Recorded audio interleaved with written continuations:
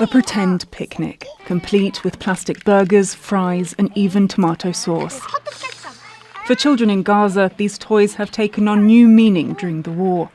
It's a moment of escapism, but also a reminder of what they don't have. I miss apples and bananas. I miss burgers and ice cream. I only have plastic fruits, but what I want and miss is real fruit. I want to eat real food and real vegetables. I want eggs and meat. I haven't eaten any of these things since the start of the war. The UN says in the first 2 weeks of September, an average of 67 aid trucks made it into Gaza every day. Far fewer than the roughly 500 a day before the war. And in the north, the flow of aid has completely stopped. It's too dangerous. While Palestinians go hungry, truckloads of food await at the border, just out of reach.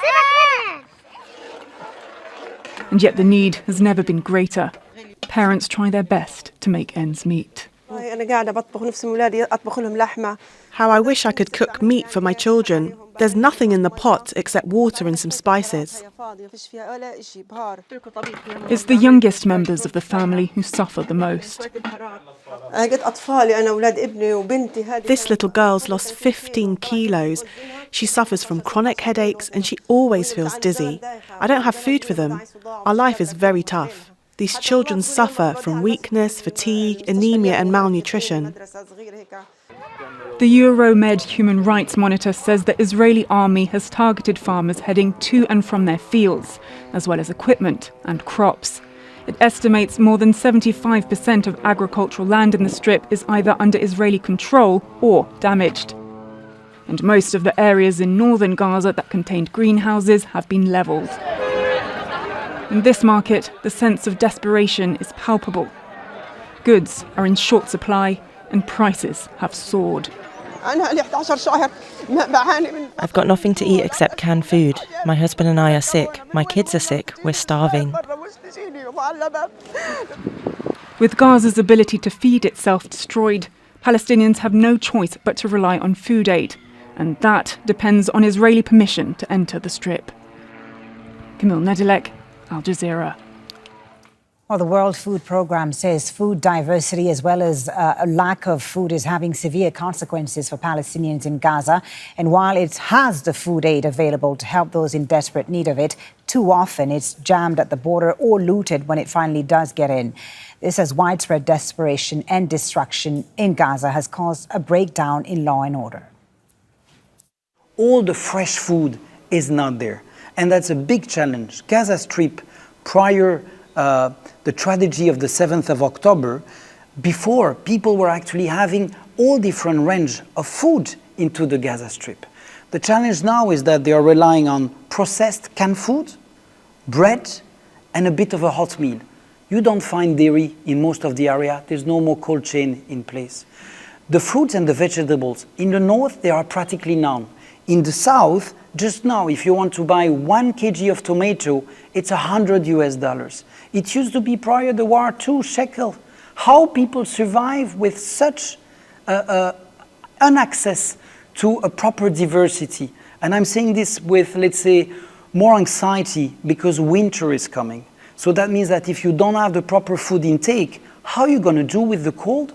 How are you going to actually properly survive? Because the weaker you are, the more there's a probability for you to actually get sick. So that's why we need to have not only the right items of food coming in, but we need to have the right diversity. We need fresh food, we need vegetables, we need the commercial to get in, allowing us to have a proper range of assistance to people and access for them to also some of the diversity of product that they need to eat. The biggest challenge that we have is that the conflict is still ongoing. So we call all parties to ensure that the different crossings are operating. We're calling also all parties, being Israel or being the one into Gaza, to allow us to have a proper access. Too often, the crossings are a challenge. We are negotiating this with the Israeli authorities. But as well, we need to negotiate within Gaza on the law and order. There are too many of our assistants that are being looted. This is within Gaza. So we call all parties allow us to do our work. We have all the food in the different corridors that are ready to come into Gaza. We need to be allowed to do our work. Let us get in. Food as a weapon of war. Let's speak to Neve Gordon about it. He's a professor of international law and human rights at Queen Mary University of London, and he co-authored an article published in the New York Times called The Road to Famine in Gaza. He's joining us from London. Professor Gordon, thank you so much for being with us on Al Jazeera.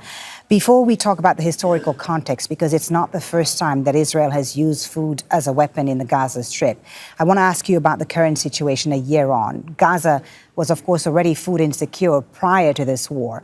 What has 1 year of conflict, of war, meant for Palestinians and their ability to feed themselves?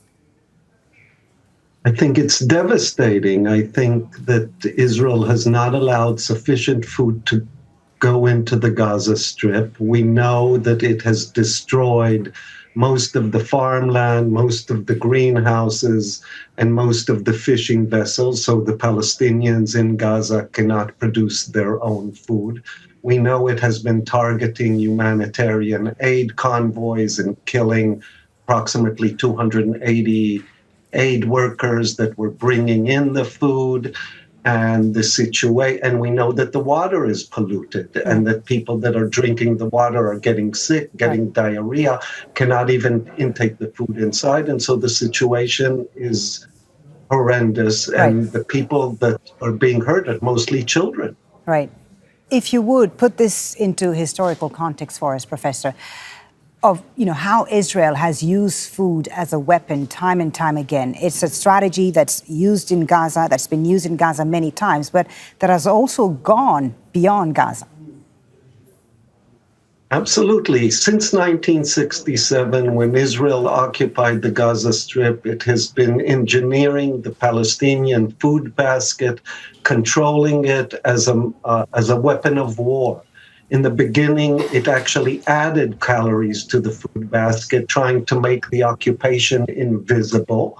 And when that didn't pan out and the Palestinians resisted in the first Intifada in 1987, it began limiting the amount of food entering the Gaza Strip, keeping the Gaza Strip on the brink of collapse every time there was some kind of resistance, and using food to basically make the Palestinians bow down to Israeli demands. Right. If I can ask you, Professor, briefly, in an international court of law, how do we prove that this was intentional, using food as a weapon of war? Did Israel make any attempts at all to conceal its policy to restrict food to Gaza? It has not recently and not in the past. In the past, already in 2006, former Prime Minister Arik Sharon, Dov Weissglass, who is currently the Board of Trustees of Haifa University, said we need to keep the Palestinians on a diet. Israel has published tables of calorie intake that is allowing in and not allowing in, lists of things that it's not allowing, basic foodstuff that it's not allowing into the Gaza Strip. So we've seen this all along. But then, after October 7th, major ministers from the Prime Minister Netanyahu through Gallant, through Smotrich said we are going to use food as a weapon of war. Professor, thank you so much. We're going to have to leave it there, unfortunately. Neve Gordon, Professor of International Law and Human Rights at Queen Mary University of London. Thank you very much for your time and insight. Make sure to subscribe to our channel to get the latest news from Al Jazeera.